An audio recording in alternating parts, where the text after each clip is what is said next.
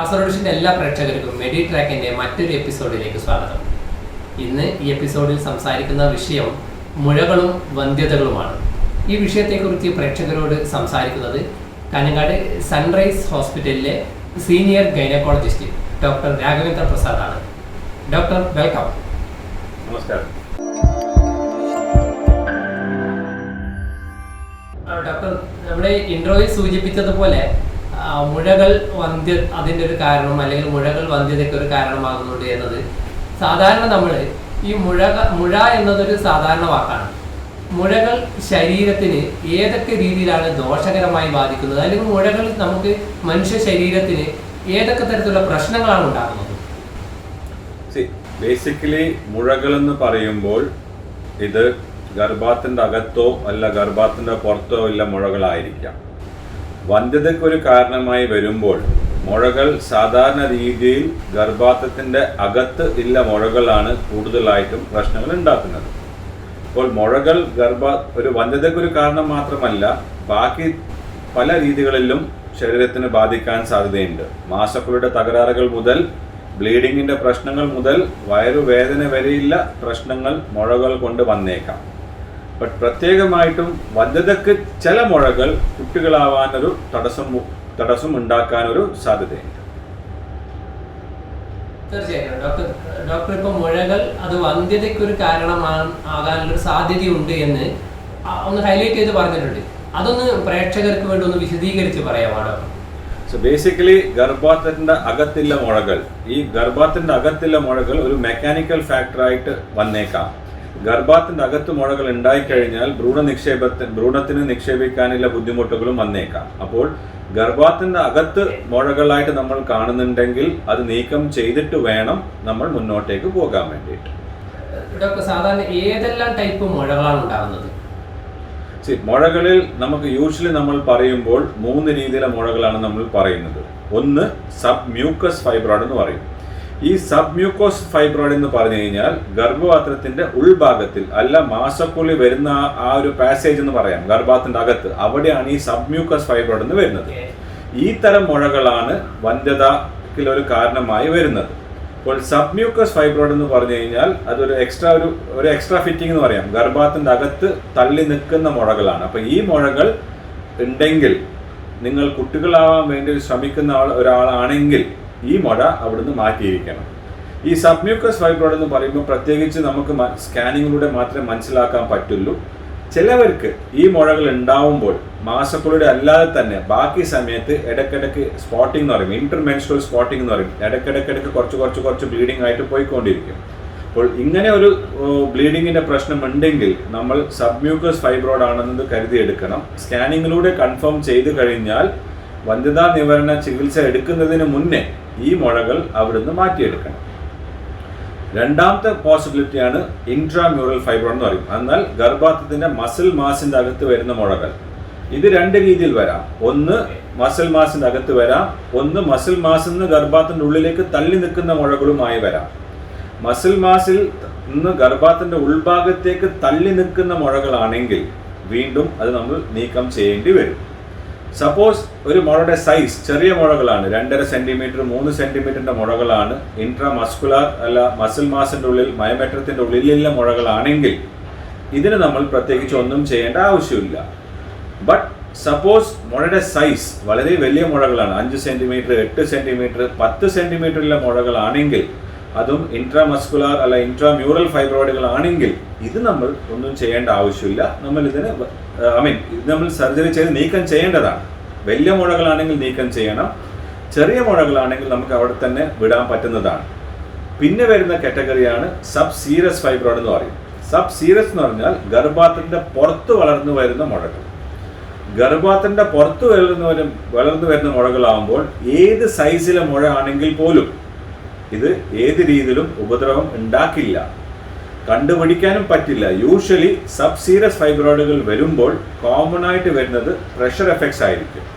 അപ്പോൾ അങ്ങനത്തെ വല്ല പ്രഷർ എഫക്ട്സോ അല്ല വയറ്റിൽ കനം കൂടുന്നുണ്ട്, ഗർഭപാത്രത്തിൽ വെയിറ്റ് കൂടുതലാണെന്നുള്ള ഒരു അടിവയറ്റിലൊരു അസ്വസ്ഥതകൾ തോന്നുന്നുണ്ടെന്ന് പറഞ്ഞ് നമ്മൾ സ്കാനിങ് ചെയ്ത് നോക്കുമ്പോഴാണ് പലപ്പോഴും ഈ സബ് സീറസ് ഫൈബ്രോയിഡ്സ് നമുക്ക് മനസ്സിലാക്കാൻ പറ്റുന്നത്. കാരണം ഗർഭാധാനത്തിന് പുറത്തുള്ള മുഴകൾ ആയതുകൊണ്ട് മെൻസസിന്റെ തകരാറുകളോ മെൻസസിന്റെ സമയത്തുള്ള ബുദ്ധിമുട്ടുകൾ യൂഷ്വലി അനുഭവിക്കില്ല. ബട്ട് മാസക്കുകളുടെ സമയം എടുത്തു വരുമ്പോൾ അടിവയറ്റിൽ ചെറിയൊരു ഹെവിനെസ് പോലെ മാത്രമേ ഉണ്ടാവുള്ളൂ. കൂടുതൽ ബുദ്ധിമുട്ടുകളും ഈ മുഴയുടെ പ്രഷർ എഫക്ട്സ് കൊണ്ടാണ് വരുന്നത് വലിയ മുഴകളാവുമ്പോൾ. അല്ല ഒരു 2 സെന്റിമീറ്റർ 3 സെന്റിമീറ്റർ അല്ല 4 to 5 സെന്റിമീറ്റേഴ്സ് ഒക്കെ ആവുമ്പോൾ യൂഷ്വലി ഈ മുഴകൾ ഏത് രീതിയിലും പ്രശ്നം ഉണ്ടാക്കില്ല. ഡോക്ടർ, നമ്മൾ സാധാരണ മറ്റ് രീതിയിൽ നമ്മുടെ ശരീരത്തിലുണ്ടാകുന്ന ഈ മുഴകൾ മറ്റ് രീതിയിൽ ശരീരത്തെ ഏതൊക്കെ തരത്തിലാണ് പ്രശ്നങ്ങൾ ഉണ്ടാക്കുന്നത്, അല്ലെങ്കിൽ ദോഷകരമായി ബാധിക്കുന്നത്? ഇപ്പൊ ഞാൻ പറഞ്ഞ പോലെ തന്നെ ഈ സബ്മ്യൂക്കസ് ഫൈബ്രോയിഡ് ആവുമ്പോൾ ഇൻഫെർട്ടിലിറ്റി അല്ലാതെ, വന്ധ്യത അല്ലാതെ ബാക്കി തരം ഏത് രീതിയിൽ പ്രശ്നങ്ങൾ വരാൻ നമ്മൾ നോക്കിക്കഴിഞ്ഞാൽ ഒരു പോസിബിലിറ്റി വരുന്നത് ബ്ലീഡിങ്ങിന്റെ തകരാറുകളാണ്. ഞാനിപ്പോൾ പറഞ്ഞ പോലെ ഇന്റർമെൻസ്ട്രൽ ബ്ലീഡിങ്. അപ്പോൾ ഈ ബ്ലീഡിങ്ങിന്റെ പ്രശ്നങ്ങൾ വരാം. ബ്ലീഡിങ്ങിന്റെ പ്രശ്നങ്ങൾ ഇപ്പം സബ്മ്യൂക്കസ് ഫൈബ്രോയിഡ് അല്ലാതെ തന്നെ മറ്റ് ഫൈബ്രോയിഡുകളാണെങ്കിലും ബ്ലീഡിങ്ങിന്റെ പ്രശ്നങ്ങളാണ് കോമൺ ആയിട്ട് വരുന്നത്. രണ്ടാമത്തെ പോസിബിലിറ്റി വരുന്നതാണ് വയറുവേദന. മാസക്കുകളുടെ സമയത്ത് അതിശക്തമായ വയറുവേദന. ഈ വയറുവേദന ഒരു മുഴ ഉണ്ടാകുമ്പോൾ അതിൻ്റെ ഭാഗമായിട്ടും വരാം. ഇത് കോമൺ ആയിട്ട് നമ്മൾ കാണുന്നത് ഇൻട്രാമ്യൂറലും സബ്മ്യൂക്കസ് ഫൈബ്രോയിഡ് എന്നുള്ള കണ്ടീഷനാണ്. മസിലുള്ള മുഴയും ഗർഭാത്തിൻ്റെ അകത്തുള്ള മുഴകളിലാണ് ഈ പ്രശ്നങ്ങൾ നമ്മൾ കോമൺ ആയിട്ട് കാണുന്നത്. പിന്നെ വരുന്നതാണ് സബ് സീരിയസ് ഫൈബ്രോയിഡ്. ഈ സബ് സീരിയസ് ഫൈബ്രോയിഡുകളിൽ യൂഷ്വലി വേറെ ഏത് രീതിയിലെ ബുദ്ധിമുട്ടുകളും വരില്ല അതർ ദാൻ പ്രഷർ എഫക്ട്സ്. അപ്പോൾ മാസക്കുകളുടെ സമയത്ത് വരുന്ന ബ്ലീഡിങ്ങും വയറുവേദനയാണ് ഏറ്റവും കോമൺ ആയിട്ട് കാണുന്ന പ്രശ്നങ്ങൾ. ഓക്കെ ഡോക്ടർ, നമ്മൾ ശരീരത്തിൽ ഇപ്പം മുഴകൾ എന്ന് തോന്നിപ്പിക്കുന്നത് നമുക്ക് സാധാരണ തിരിച്ചറിയാൻ പറ്റും. നമുക്ക് എപ്പിയറൻസിൽ കാണുന്നത്, അതായത് ശരീരത്തിൽ മുഴകൾ എന്ന് തോന്നിപ്പിക്കുന്നത് ഏതാണ് യഥാർത്ഥത്തിൽ? നമുക്ക് എല്ലാം അല്പം ഒന്നിങ്ങനെ അതായത് അല്പം പ്രൊജക്ട് ചെയ്ത് നിൽക്കുന്നത് എല്ലാം മുഴകളാണോ? ഇപ്പം പ്രേക്ഷകർക്ക് തന്നെ ഒരു കൺഫ്യൂഷൻ ഉണ്ടാകും. ഈ കാണുന്ന ഏതൊക്കെയാണ് ഈ മുഴകൾ എന്ന് തോന്നിപ്പിക്കുന്നത്? എങ്ങനെയാണത് സാധാരണ? കോമൺ ആയിട്ട് നമ്മൾ പറയുമ്പോൾ ഫൈബ്രോയിഡും അഡിനോമയോസിസും ഇത് രണ്ടും ഗർഭാധാനത്തിനെ ബാധിക്കുന്ന അസുഖങ്ങളാണ്. ഫൈബ്രോയിഡ് എന്ന് പറയുമ്പോൾ മസിൽ ലോക്കലൈസ്ഡ് ഒരു ട്യൂമർ പോലെയാണ്, ഒരു ഉണ്ടാന്ന് പറയാം. വേറാസ് അഡിനോമയോസിസ് എന്നാണ് കോമൺ ആയിട്ട് നമുക്ക് മിസ്സാവുന്ന ഇന്നൊരു ടെർമിനോളജി വരുന്നത്. അഡിനോമയോസിസ് എന്ന് പറഞ്ഞാൽ ജനറലൈസ്ഡ് ഒരു തടിപ്പാണ്. ഇപ്പോൾ ഗർഭാധാനത്തിൽ മസിൽ ടിഷ്യൂടെ തടിപ്പ് വരും. അപ്പോൾ അഡിനോമയോസിസ് എന്ന് പറയുമ്പോൾ മസിൽ മാസിൻ്റെ ഉള്ളിൽ ബ്ലീഡിംഗ് ആയി വന്നിട്ട് വരുന്ന തടിപ്പാണ് അഡിനോമയോസിസ്. അപ്പോൾ ഇതും പേഷ്യൻസിന് കംപ്ലൈൻറ്റ് വരുമ്പോൾ ഇത് രണ്ടും ഒരേപോലെ തന്നെ വരും. ബ്ലീഡിങ്ങിൻ്റെ പ്രശ്നം വരും, അതുകൂടെ തന്നെ വയറുവേദന ഉണ്ടാക്കും. ബട്ട് ഇതിൽ കാര്യങ്ങൾ ഇടപെടുകയാണ്. അതായത് ഇത്തരത്തിലുള്ള പ്രശ്നം ഇത് ശരീരത്തെ ദോഷകരമായി ബാധിക്കുന്നത് ഈ ബ്ലീഡിങ്ങിന്റെ ഒരു പ്രശ്നം കൂടിയാണ് അല്ലെ? അല്ലാതെ അത് കൂടാതെ ശരീരത്തിന് മറ്റേതും തരത്തിലുള്ള ബുദ്ധിമുട്ടുണ്ടാക്കുന്നുണ്ടോ? അഡിനോമയോസിസിന് ഒരു കണ്ടീഷൻ വരുമ്പോൾ കോമൺ ആയിട്ട് പേഷ്യന്റിന് വളരെ അധികമായിട്ടുള്ള വയറുവേദനയും ബ്ലീഡിംഗ് ആണ് കോമൺ ആയിട്ടുള്ള പ്രസന്റേഷൻ. അപ്പോൾ നമ്മൾ സ്കാനിങ് ചെയ്ത് നോക്കുമ്പോൾ ഈ മുഴ നമുക്ക് സെപ്പറേറ്റ് ആയിട്ട് ഒരു മുഴ നല്ല രീതിയിലൊരു കണ്ടുപിടിക്കാൻ പറ്റും. വേറാസ് അഡിനോമയോസിസ് എന്നൊരു കണ്ടീഷൻ വരുമ്പോൾ ഗർഭാധാനത്തിൻ്റെ ജനറലൈസ് തടിപ്പായിരിക്കും. അപ്പോൾ ഈ ജനറലൈസ് തടിപ്പായിട്ട് വരുമ്പോൾ ഗർഭാധാനത്തിൻ്റെ സൈസ് കൂടുതലായിരിക്കും. ബട്ട് ഈ തടിപ്പ് വരുമ്പോൾ ഇത് ഈ സർജറിയിലൂടെ നമ്മൾ മുഴ നീക്കം ചെയ്യുന്ന പോലെ ശരിയാക്കാൻ പറ്റുന്ന പ്രശ്നമല്ല അഡിനോമയോസിസ്. അപ്പോൾ അഡിനോമയോസിസ് എന്നൊരു കണ്ടീഷൻ വന്നു കഴിഞ്ഞാൽ ഇത് രണ്ട് രീതിയിൽ ബാധിക്കാം. കുട്ടികൾ ആവാത്ത ആൾക്കാർക്ക് അഡിനോമയോസിസ് എന്നൊരു പ്രശ്നം വന്നാൽ അതും ബുദ്ധിമുട്ട് തന്നെയാണ്. കാരണം അഡിനോമയോസിസ് നമ്മൾ സർജിക്കലി നീക്കം ചെയ്തു കഴിഞ്ഞാൽ ആ ഗർഭാധാനത്തിൻ്റെ കപ്പാസിറ്റി കുറയും. കപ്പാസിറ്റി കുറഞ്ഞതിന് ശേഷം നമ്മൾ കുട്ടികളാവാനുള്ള ചികിത്സാ രീതികൾ ചെയ്തു കഴിഞ്ഞാൽ പലപ്പോഴും ഗർഭാധാനത്തിന് ഭ്രൂണം സ്വീകരിക്കാനുള്ള ബുദ്ധിമുട്ടുകൾ ഉണ്ടാവും.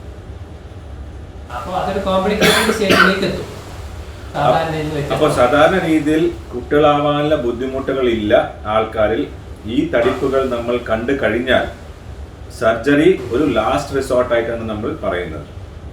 കാരണം എന്താ കഴിഞ്ഞാൽ വളരെ വലിയ അഡിനോമയോസിസ് ആണ്, അതിഭയങ്കരമായ ബ്ലീഡിങ്ങും വയറുവേദനയും ഇല്ല ആൾക്കാരാണെങ്കിൽ നമ്മൾ സർജറി ചെയ്തേ പറ്റൂ. കാരണം പേഷ്യൻറ്റിൻ്റെ ആരോഗ്യത്തിൻ്റെ കാര്യം ആലോചിച്ച് നോക്കുമ്പോൾ സർജറി ചെയ്തേ പറ്റൂ. അപ്പോൾ ഈ സർജറി ചെയ്തിട്ട് നമ്മൾ ഈ തടിപ്പ് മാറ്റിയെടുത്താൽ പോലും നമുക്ക് പൂർണ്ണമായി ഈ തടിപ്പ് മാറ്റിയെടുക്കാൻ പറ്റണമെന്നില്ല. കാരണം ഇത് ലോക്കലൈസ്ഡ് അല്ല, ഇത് ജനറലൈസ്ഡ് ആയിട്ട് വരുന്ന ഒരു തടിപ്പാണ്. അപ്പോൾ എത്ര സർജറി ചെയ്താലും വീണ്ടും വീണ്ടും ഈ അഡിനോമയോസിസ് എന്നുള്ള പ്രശ്നം വീണ്ടും വരാനൊരു സാധ്യതകളുണ്ട്. സോ ഒരു ചെറിയ രീതിയിലോ ഒരു ചെറിയ രീതിയിൽ അഡിനോമയോസിസ് ആണെങ്കിൽ, കുട്ടികളാവാനുള്ള ചികിത്സ എടുക്കുന്ന സ്ത്രീ ആണെങ്കിൽ നമുക്ക് ഇഞ്ചക്ഷനിലോ മരുന്നിലൂടെ ആ അഡിനോമയോസിസ് ഒന്ന് സ്റ്റെബിലൈസ് ചെയ്തെടുത്തിട്ട് കുട്ടികളാവാനുള്ള ചികിത്സ രീതിയിലേക്ക് നീങ്ങാൻ പറ്റും. വേറാസ് വലിയ അഡിനോമയോസിസ് ആണെങ്കിൽ ഭയങ്കര സിംറ്റമാറ്റിക് ആയിട്ട് അതിഭയങ്കരമായ ബ്ലീഡിങ്ങും വയറുവേദനയും ഇല്ല ആളാണെങ്കിൽ ട്രീറ്റ്മെന്റ് രീതി, അഡിനോമയോസിസിലുള്ള ട്രീറ്റ്മെന്റ് രീതി നോക്കുന്നുണ്ടെങ്കിൽ ഒന്നോ നമ്മൾ അഡിനോമയോസിസ് മൊത്തം ചെത്തിയെടുക്കണം, യൂട്രസിൽ നിന്ന് ചെത്തിയെടുക്കേണ്ടി വരും. അതില്ലെങ്കിൽ പിന്നെ ഗർഭാത്രം തന്നെ എടുക്കേണ്ട ഒരു ആവശ്യം വരും അഡിനോമയോസിസ് എന്നുള്ള കണ്ടീഷൻ ആകുമ്പോൾ. ഡോക്ടർ, സാധാരണ അതായത് ഈ മുഴകൾ ഉണ്ടെങ്കിൽ ഇത് എന്ത് ചെയ്യണം എന്നുള്ള ഒരു കൺഫ്യൂസ്ഡ് സ്റ്റേജിൽ പലപ്പോഴും പല ആളുകളും എത്താറുണ്ട്. അതിനുള്ള ഒരു മറുപടി എന്താണ്? മുഴകൾ സർജറിക്കൽ ആവശ്യം വരുന്നത് സിംറ്റമാറ്റിക് ആണെങ്കിൽ മാത്രം. സിംറ്റമാറ്റിക് എന്ന് പറഞ്ഞാൽ ബ്ലീഡിങ്ങിന്റെ പ്രശ്നങ്ങൾ ഉണ്ടെങ്കിൽ, അതല്ല വയറുവേദന, മെൻസസിന്റെ സമയത്ത് അതിഭയങ്കരമായ വേദന ഉണ്ടെങ്കിൽ മുഴകൾ നീക്കം ചെയ്യണം. ഗർഭാശയത്തിന്റെ ഉള്ളിലുള്ള മുഴ, സബ്മ്യൂക്കസ് ഫൈബ്രോയിഡ്സ്, അങ്ങനത്തെ ഒരു മുഴകളാണെങ്കിൽ വന്ധ്യതയ്ക്കുള്ള ചികിത്സ എടുക്കുന്ന ആളാണെങ്കിലും മുഴകൾ നീക്കം ചെയ്യണം.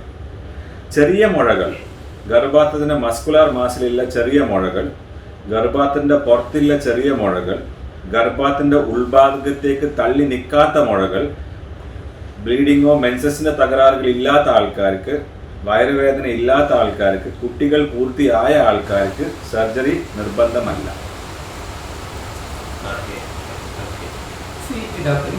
ഡോക്ടർ പറഞ്ഞു സർജറി ഇതിനൊരു പരിഹാരമാണ്, ചില മുഴകൾക്ക് സർജറി ആവശ്യമാണ് എന്ന് പറയുന്നത്.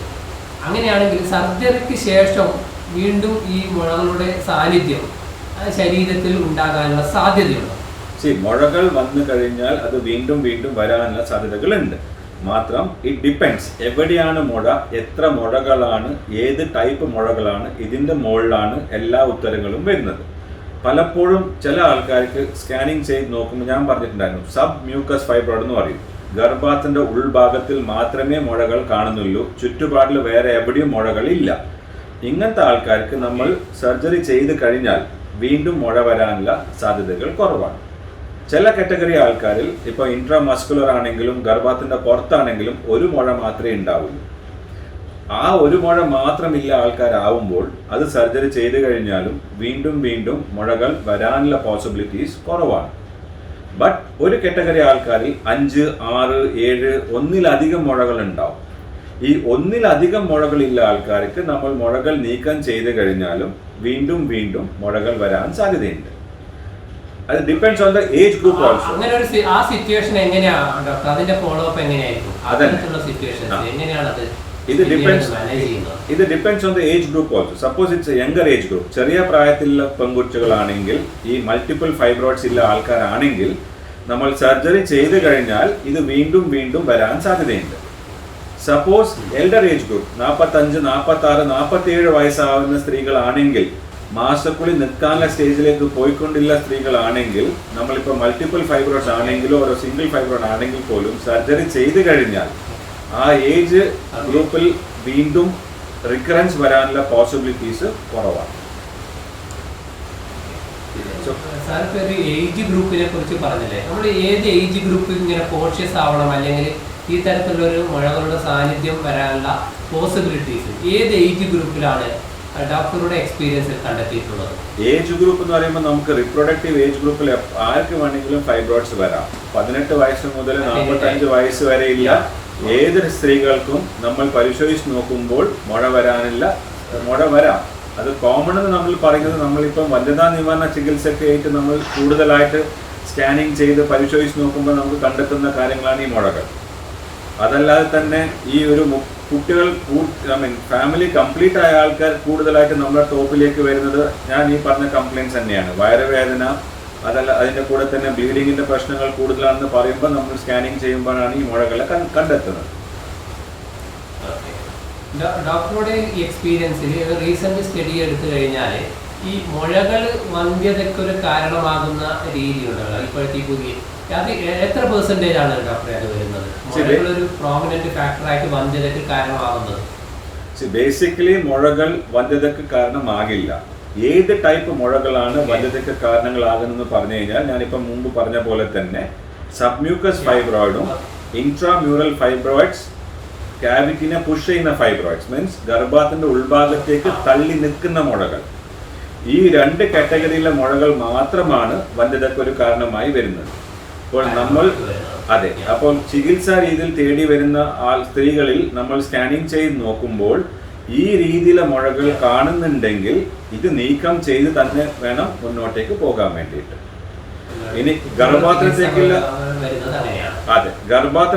പുറത്തുള്ള ഫൈബ്രോയിഡ് ആണെങ്കിലും അതല്ല ഇൻട്രാമസ്കുലർ ഫൈബ്രോയിഡ് ആണ്, ബട്ട് ക്യാവിറ്റിന്റെ അകത്തേക്ക് തള്ളി നിൽക്കാത്ത ഫൈബ്രോയിഡ് ആണെങ്കിൽ, ചെറിയ ഫൈബ്രോയിഡ്സ് ആണെങ്കിൽ യൂഷ്വലി തൊടേണ്ട ആവശ്യമില്ല. എല്ലാ ഫൈബ്രോയിഡ്സിനും സർജറി നിർബന്ധമല്ല. ഡോക്ടർ ഇപ്പൊ സർജറിയെ കുറിച്ചല്ലേ പറഞ്ഞത്, ഏത് തരത്തിലുള്ള ഏത് രീതിയിലുള്ള സർജറിയാണ് അവലംബിക്കുന്നത് ഈ മുഴകൾ നീക്കം ചെയ്യാൻ? മുഴകൾ നീക്കം ചെയ്യാൻ വേണ്ടിയിട്ട് നമുക്ക് സർജറി 2 രീതിയിൽ ചെയ്യാൻ പറ്റും. ഒന്ന് ലാപ്രോസ്കോപ്പി, ഒന്ന് ഓപ്പൺ സർജറി. സപ്പോസ് ഗർഭാത്തിന്റെ ഉൾഭാഗത്തിൽ നിൽക്കുന്ന മുഴകളാണെങ്കിൽ ഓർ ക്യാവിറ്റിയുടെ അകത്ത് നിൽക്കുന്ന മുഴകളാണെങ്കിൽ ആ മുഴയുടെ സൈസ് ലെസ് ദാൻ 5 സെന്റിമീറ്റർ ആണെങ്കിൽ, സബ്മ്യൂക്കസ് ഫൈബ്രോയിഡ് എന്ന് പറയുന്നത് ഗർഭാത്തിന്റെ ഉൾഭാഗത്ത് നിൽക്കുന്ന മുഴകൾ ലെസ് ദാൻ 5 സെന്റിമീറ്റർ സൈസ് മുഴകളാണെങ്കിൽ നമ്മൾ ഹിസ്റ്റോസ്കോപ്പിക് മയോമെക്ടമി എന്ന പ്രൊസീജിയറാണ് ചെയ്യുന്നത്. ഹിസ്റ്റോസ്കോപ്പിക് മയോമെക്ടമി എന്ന് പറഞ്ഞു കഴിഞ്ഞാൽ നമ്മൾ വെജൈനയിലൂടെ അകത്തേക്ക് പോയി ഗർഭാത്തിന്റെ ഉള്ളിലേക്ക് ക്യാമറ ഇട്ടിട്ട് ഗർഭാത്തിന്റെ ഉള്ളിലേക്ക് കയറിയിട്ട് അവിടുന്ന് തന്നെ ഈ മുഴനെ മുറിച്ചെടുക്കുന്ന പ്രൊസീജിയറാണ് ഹിസ്റ്റോസ്കോപ്പിക് മയോമെക്ടമി. Now suppose ഒരു 1 or 2 സെന്റിമീറ്റർ ഫൈബ്രോയിഡ് ഉണ്ട് which is not submucous but ക്യാവിറ്റിയിലേക്ക് തള്ളി നിൽക്കുന്ന ഫൈബ്രോയിഡുകൾ ആണെങ്കിൽ അതും നമുക്ക് ഹിസ്റ്റോസ്കോപ്പി വഴിയിലൂടെ ശരിയാക്കി എടുക്കാൻ പറ്റുന്നതാണ്. ഹിസ്റ്റോസ്കോപ്പി വഴി ചെയ്യുമ്പോൾ പേഷ്യൻസിന് ആക്ച്വലി ഒരു ദിവസം മാത്രം ഹോസ്പിറ്റലിൽ കടന്നു, ഒരു ദിവസം വേണ്ട, രാവിലെ വന്ന വൈകുന്നേരം പോകുന്ന പരിപാടി മാത്രമേ ഉള്ളൂ. ഒരു സർജിക്കൽ പ്രൊസീജിയറാണ്. ഇനി വരുന്നതാണ് മറ്റു രീതിയിലുള്ള ഫൈബ്രോയിഡ്, ഈ മസ്കുലാർ മാസിലുള്ള ഫൈബ്രോയിഡ് അല്ലെങ്കിൽ സബ്സീറസ് ഫൈബ്രോയിഡ്സ് എന്ന് പറയും. അപ്പോൾ സബ്സീറസ് ഫൈബ്രോയിഡ്സ് അല്ലെങ്കിൽ മസ്കുലാർ ടിഷ്യൂവിൽ നിൽക്കുന്ന ഫൈബ്രോയിഡ് ആണെങ്കിൽ അതും നമുക്ക് ലാപ്രോസ്കോപ്പി വഴി ചെയ്യാൻ പറ്റും. മാത്രം ലാപ്രോസ്കോപ്പി വഴി ചെയ്യുമ്പോൾ ചെറിയ ഫൈബ്രോയിഡ്സ് ഒക്കെ എളുപ്പത്തിൽ നമുക്ക് നീക്കം ചെയ്യാൻ പറ്റും. സപ്പോസ് വലിയ വലിയ ഫൈബ്രോയിഡുകളാണെങ്കിൽ എബവ് 5 സെന്റിമീറ്റർ 7 സെന്റിമീറ്റർ 8 സെന്റിമീറ്റർ സൈസിലെ മുഴകളാണെങ്കിൽ നമ്മൾ ലാപ്രോസ്കോപ്പി വഴി ആ ഫൈബ്രോയിഡ് നീക്കം ചെയ്താൽ പോലും അതിന് ശരീരത്തിൽ നിന്ന് പുറത്തേക്ക് എടുക്കണമെങ്കിൽ അതിനൊരു പ്രത്യേക മെഷീൻ്റെ ആവശ്യമുണ്ട്. മോർസലേറ്റർ എന്നൊരു മെഷീൻ ഉണ്ട്. ഈ മോർസലേറ്റർ യൂസ് ചെയ്ത് കഴിഞ്ഞാൽ മുഴകളെ പീസ് ആയിട്ട് നമുക്ക് എടുക്കാൻ പറ്റും. ബട്ട് ഏതാണ് സർജിക്കൽ റൂട്ട് ആവശ്യമില്ലത്, ലാപ്രോസ്കോപ്പി ആണോ അല്ല ഓപ്പൺ സർജറി ആണോ, ഇത് depends on the comfort level, സർജന്റെ കംഫർട്ട് ലെവലും. ലാപ്രോസ്കോപ്പി വഴി ചെയ്തിട്ട് നിങ്ങൾക്ക് ഈ മുഴ പുറത്തേക്ക് എടുക്കാനുള്ള എക്യുപ്മെന്റ് ഇല്ലെങ്കിൽ പിന്നെ നമ്മൾ ലാപ്രോസ്കോപ്പി ചെയ്തിട്ട് കാര്യമില്ല. കാരണം ലാപ്രോസ്കോപ്പി ചെയ്തതിന് ശേഷം ആ മുഴ പുറത്തേക്ക് എടുക്കണമെങ്കിൽ വീണ്ടും വയറ് കീറിയിട്ട് വേണം മുഴ പുറത്തേക്ക് എടുക്കാൻ വേണ്ടിയിട്ട്. അപ്പോൾ അങ്ങനത്തെ സാഹചര്യത്തിൽ ആ സർജന്റെ ആ സിറ്റുവേഷനും കംഫർട്ട് ലെവലും നോക്കിയിട്ടാണ് ഡിസൈഡ് ചെയ്യുന്നത്. ലാപ്രോസ്കോപ്പി തന്നെ ചെയ്യണം നിർബന്ധമില്ല. ഓരോരോ സർജന്റെ കംഫർട്ട് ലെവൽ ഏതാണോ അതനുസരിച്ചാണ് നമ്മൾ സർജറി പറയുന്നത്. ബട്ട് വലിയ വലിയ ഫൈബ്രോയിഡുകൾ ആണെങ്കിൽ ഡെഫിനറ്റ്ലി ഓപ്പൺ സർജറി ബെറ്റർ ആയിരിക്കും. ഈ പറയുന്ന സംവിധാനങ്ങളും ഈ പറയുന്ന ഇതൊക്കെ കാഞ്ഞങ്ങാട് സൺറൈസ് ഹോസ്പിറ്റലിൽ ഈ സംവിധാനങ്ങളൊക്കെ ലഭ്യമാണ്. നമ്മളുടെ ഹോസ്പിറ്റലിൽ ലാപ്രോസ്കോപ്പിക് മയോമെക്ടമി ചെയ്യാൻ എല്ലാ സംവിധാനങ്ങളും ഉണ്ട്. ഈ മോർസലേറ്റർ എന്നുള്ള സാധനങ്ങൾ നമ്മൾ കൂടുതൽ യൂസ് ചെയ്യുന്നില്ല. കാരണം എന്താ പറഞ്ഞാൽ മോർസലേറ്റർ പറയുമ്പോൾ ഒരു വളരെ എക്സ്പെൻസീവ് ആയിട്ടുള്ള ഒരു എക്വിപ്മെന്റ് ആണ്. അത് യൂസ് ചെയ്യുമ്പോൾ ഓട്ടോമാറ്റിക്കലായിട്ട് കോസ്റ്റ് കൂടുതലാണ്. പക്ഷെ മുഴകൾ എന്ന് കേൾക്കുമ്പോൾ പ്രേക്ഷകർക്ക് ഒരു സംശയം ഉണ്ടാകും. കാരണം ശരീരത്തിലുണ്ടാകുന്ന തടിപ്പ് അല്ലെങ്കിൽ ചെറിയ തടിപ്പ്, മുഴകൾ, ഇതൊക്കെ നമ്മൾ മുഴകൾ എന്ന് കേൾക്കുമ്പോൾ തന്നെ അല്ലെങ്കിൽ ചെറിയൊരു തടിപ്പ് വന്നു കഴിഞ്ഞാൽ തന്നെ നമുക്ക് ആദ്യം മനസ്സിലേക്ക് വരുന്നൊരു കാര്യം ഈ ക്യാൻസറിന് കാരണമാകുന്ന അതിൻ്റെ ചില സൂചനകൾ എന്ന് പറയുന്നത് ചിലപ്പോൾ ചില മുഴകൾ എന്നൊക്കെ കേൾക്കാറുണ്ട്. പ്രേക്ഷകർക്ക് ഒന്ന് മനസ്സിലാകുന്ന രീതിയിൽ ഡോക്ടർ അതൊന്ന് വിശദീകരിക്കാമോ? മുഴകൾ അല്ലെങ്കിൽ ഇത്തരത്തിലുള്ള മുഴകൾ ക്യാൻസറിന് കാരണമാകുന്ന സ്റ്റേജ് ഏതൊക്കെയാണ്? മുഴകൾ ക്യാൻസർ ആവാനുള്ള സാധ്യതകൾ ഉണ്ടോ എന്ന് ചോദിച്ചു കഴിഞ്ഞാൽ വളരെ റയറാണ്. ലെസ് ദാൻ 0.1% എന്നാണ് നമ്മൾ കണക്കിൽ പറയുന്നത്. അപ്പോൾ ലെസ് ദാൻ 1% എന്ന് കണക്കിലാക്കി കഴിഞ്ഞാൽ പോലും ഈ മുഴ ക്യാൻസറായിട്ട് മാറാനുള്ള സാധ്യതകൾ വളരെ വളരെ കുറവാണ്. അപ്പോൾ അതുകൊണ്ടാണ് നമ്മൾ കൂടുതൽ ഈ മുഴകളെ പറ്റി ടെൻഷൻ അടിക്കേണ്ട ആവശ്യമില്ല. മുഴകൾ സിംറ്റമാറ്റിക് ആകുമ്പോൾ മാത്രമേ നമ്മൾ സർജറിയിലേക്ക് പോകുന്നുള്ളൂ. ഇനി മുഴകൾ നമുക്ക് എങ്ങനെ കണ്ടുപിടിക്കാൻ പറ്റുന്നുള്ള ചോദ്യം വരുമ്പോൾ ഇത് നമുക്ക് എളുപ്പമായിട്ട് സ്കാനിങ്ങിലൂടെ കണ്ടുപിടിക്കാൻ പറ്റുന്നതാണ്. അപ്പോൾ ചെക്കപ്പിന് വരുമ്പോൾ സാധാരണ നമുക്ക് ചെയ്യുന്ന ഗർഭാധാനത്തിന് ചെയ്യുന്ന സ്കാനിങ്ങിലൂടെ വളരെ എളുപ്പ രീതിയിൽ നമുക്ക് ഈ മുഴകളെ കണ്ടുപിടിക്കാൻ പറ്റുന്നതാണ്. ശരീരം ചില സൂചനകൾ നൽകുമ്പോൾ ഡോക്ടറെ സമീപിച്ച് അതിന്റെ കാരണം കണ്ടെത്തി കഴിഞ്ഞാൽ വളരെ ലഘുവായ രീതിയിൽ ഈ പ്രശ്നങ്ങൾ പരിഹരിക്കാൻ സാധിക്കും. അല്ലേ ഡോക്ടർ? അതെ, ശരിയാണ്. അങ്ങനെയാണെങ്കിൽ അത്തരത്തിലൊരു സർജറിക്കുള്ള ഏതെങ്കിലും തരത്തിലുള്ള കോംപ്ലിക്കേഷൻസ് ഉണ്ടോ? മെയിനായിട്ട് നമ്മളിപ്പോൾ മുഴകൾ എടുക്കുമ്പോൾ വരാൻ പോകുന്ന കോംപ്ലിക്കേഷൻ നമുക്കിത് 3-4 കാറ്റഗറി ആയിട്ട് പറയാൻ പറ്റും. ഒന്ന്, സർജറിയുടെ ഭാഗമായിട്ട് വരാൻ പോകുന്ന കോംപ്ലിക്കേഷൻസ്. അപ്പോൾ സർജറിയുടെ ഭാഗമായിട്ട് മുഴ നീക്കം ചെയ്യുമ്പോൾ വരാൻ പോകുന്ന കോംപ്ലിക്കേഷൻസ് എന്താണെന്ന് പറഞ്ഞാൽ, വളരെ വലിയ മുഴകൾ നമ്മൾ നീക്കം ചെയ്യുമ്പോൾ ബ്ലീഡിങ്ങിൻ്റെ പ്രശ്നങ്ങൾ കൂടുതലായിട്ട് വരാനൊരു സാധ്യതയുണ്ട്. രണ്ടാമത്, ഈ മുഴ നമ്മൾ എടുത്തു കഴിയുമ്പോൾ ചിലപ്പോൾ ഗർഭാശയത്തിൻ്റെ ക്യാവിറ്റി ഓപ്പൺ ആവാനുള്ള ചാൻസ് ഉണ്ട്. അപ്പോൾ ഗർഭാശയത്തിൻ്റെ ക്യാവിറ്റി ഓപ്പൺ ആയിക്കഴിഞ്ഞാൽ നമ്മൾ സാധാരണ പറയുന്നതാണ്, ഒരു പ്രാവശ്യം ക്യാവിറ്റി ഓപ്പൺ ആയിക്കഴിഞ്ഞാൽ ആ പേഷ്യൻ്റ് പിന്നെ ഗർഭിണി ആയിക്കഴിഞ്ഞാൽ സുഖപ്രസവത്തിന് സാധ്യതകളില്ല.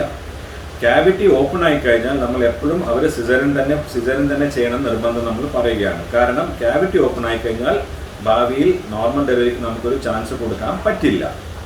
പിന്നെ വരുന്നതാണ് സർജറിയുടെ ഭാഗമായിട്ട് വരാൻ പോകുന്ന കോംപ്ലിക്കേഷൻ. സർജറിയുടെ ഭാഗമായിട്ട് വരാൻ പോകുന്ന കോംപ്ലിക്കേഷൻ എന്ന് പറഞ്ഞാൽ ഞാനിപ്പോൾ ആദ്യം പറഞ്ഞ പോലെ തന്നെ ബ്ലീഡിങ് വരാം. ഗർഭാശയത്തിൻ്റെ മസിൽ മാസ് വീക്ക് ആയതുകൊണ്ട് ഗർഭിണി ആയിക്കഴിയുമ്പോൾ ചിലപ്പോൾ ആ സമയത്ത് ഈ സ്റ്റിച്ച് ഇളകിപ്പോവാനുള്ള ചാൻസ് ഉണ്ട്. അത് വളരെ റെയറാണ്, ബട്ട് അതൊരു പോസിബിലിറ്റിയാണ്. രണ്ടാമത്തെ കാര്യം വരുന്നതാണ്, സർജറിയുടെ ഭാഗം ഓപ്പറേഷൻ ചെയ്ത ഭാഗത്തിൽ ഒട്ടിപ്പിടുത്തങ്ങൾ വന്നേക്കാം. അപ്പോൾ മുഴ എടുത്തു കഴിഞ്ഞാൽ കൂടുതലായിട്ടും കുടലോ അങ്ങനത്തെ ബാക്കിയുള്ള ഓർഗൻസ് ആ ഭാഗത്ത് വന്നിട്ട് ഒട്ടിക്കിടക്കാനുള്ള സാധ്യതകളുണ്ട്. അപ്പോൾ ഭാവിയിൽ എങ്ങാനും ഇന്നൊരു ഓപ്പറേഷൻ ചെയ്ത് നോക്കുമ്പോൾ ഈ ഗർഭപാത്രത്തിൽ ഈ ഒട്ടിപ്പിടുത്തങ്ങൾ ആ ഒട്ടിപ്പിടുത്തങ്ങൾ കാണാനൊരു സാധ്യതകളുണ്ട്. എല്ലാ പേഷ്യൻസിനും ഇത് വരണം നിർബന്ധമില്ല, ബട്ട് ഒട്ടിപ്പിടുത്തങ്ങൾ വന്നു കഴിഞ്ഞാൽ ആ ഒട്ടിപ്പിടുത്തങ്ങൾ നീക്കം ചെയ്തിട്ട് വേണം മുന്നോട്ടേക്ക് പോകാൻ വേണ്ടി. ഡോക്ടർ, നമുക്ക് ഇന്നത്തെ മെഡിട്രാക്കിൻ്റെ ഇന്നത്തെ എപ്പിസോഡ് ഇവിടെ വൈൻഡപ്പ് ചെയ്യാൻ സമയമായിരിക്കുകയാണ്. ഈ എപ്പിസോഡിൽ പ്രേക്ഷകരോട് കാഞ്ഞങ്ങാട് സൺറൈസ് ഹോസ്പിറ്റലിലെ senior gynaecologist doctor Raghavendra Prasad മുഴകൾ, വന്ധ്യതകൾ അല്ലെങ്കിൽ മുഴകൾ ഏതൊക്കെ തരത്തിലാണ് വന്ധ്യതയ്ക്ക് കാരണമാകുന്നു, അതോടൊപ്പം തന്നെ മുഴകൾ ശരീരത്തിന് ഏതൊക്കെ രീതിയിലാണ് ദോഷകരമായി ബാധിക്കുന്നത്, ഇത്തരത്തിലുള്ള മുഴകൾ ഏതൊക്കെ രീതിയിലാണ് അത് നീക്കം ചെയ്യുന്നത്, ഈ വിഷയത്തെക്കുറിച്ചാണ് പ്രേക്ഷകരോട് വളരെ സവിസ്തരം സംസാരിച്ചത്. ഈ വിഷയത്തിൽ കാസർഗോഡ് വിഷയം പ്രേക്ഷകർക്ക് വേണ്ടി സംസാരിച്ച സൺറൈസ് ഹോസ്പിറ്റലിലെ സീനിയർ ഗൈനക്കോളജിസ്റ്റായ ഡോക്ടർ രാഘവേന്ദ്ര പ്രസാദിന് കാസർഗോഡ് വിഷയൻ്റെ നന്ദി അറിയിക്കുന്നു. ഒപ്പം എല്ലാ പ്രേക്ഷകർക്കും നന്ദി, നമസ്കാരം. Thank you doctor. നമസ്കാരം, താങ്ക് യു.